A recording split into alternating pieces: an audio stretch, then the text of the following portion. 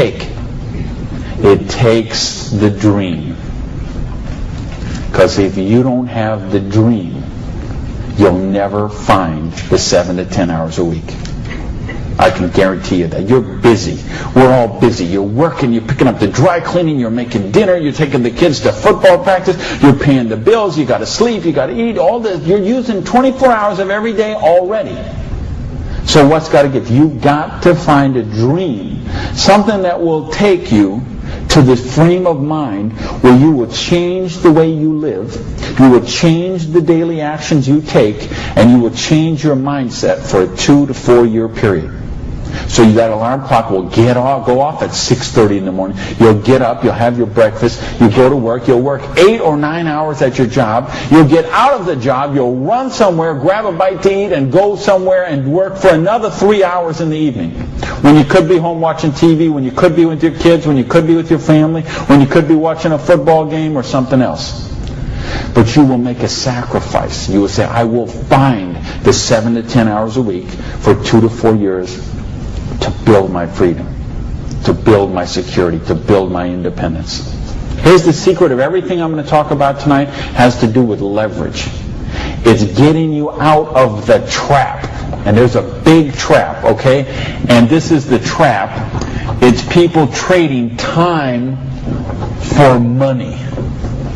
You work 40 hours, you get paid for 40 hours. So you work 40 hours and you get paid $400 a week. If you need some extra money because there's something that you want to do, you put in some overtime, so you work 45 hours, so maybe you get $450. Well, you know what? That is trading time for money. Time for money. Hours for dollars, hours for pounds, hours for dollars, hours for cougar rands, whatever the currency is. If you're trading time for currency, you can't get wealthy. It's a trap. You got to put some leverage to work somehow to get out of that. But I started a study of prosperity. And here's what I found. 2 secrets of prosperity. If you want to be wealthy, secret number 1, you have to be your own boss. You ain't going to tell you a secret. I don't care how nice your boss is. I don't care how much your boss loves you and wants to help you. The truth is they have to buy you at wholesale and sell you at retail. Otherwise they don't make money and they don't stay in business. So the only way they make money off you is to buy you at wholesale and sell you at retail. So if you want to make money, you got to be able to get up in the morning, look in the mirror, and know that you're talking to the boss. And issue number 2, and this is the most important thing, which we mentioned, you've got to employ the concept of leverage. And this is something, J. Paul Getty, who was one of the wealthiest people the world ever known, he understood this. And he was quoted oftentimes, this is probably his most famous quote, when he said, I would rather have 1% of the efforts of 100 people than 100% of my own efforts. Because he understood the concept of leverage. And he became one of the wealthiest people the world has ever known. So tonight, I'm going to share with you how you can employ this same concept of leverage that the wealthiest people in the world do, and it'll allow you to get your share of that kind of wealth. Now, how do you put this leverage? It's a business called network marketing, sometimes called multi-level marketing. Sometimes we call it MLM for short.